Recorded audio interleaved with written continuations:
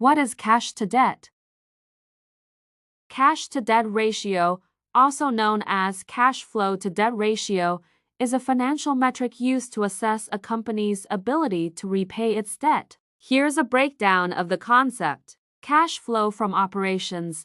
This refers to the cash a company generates through its regular business activities, such as selling products or services. It's a good measure of a company's ability to generate cash. Total debt.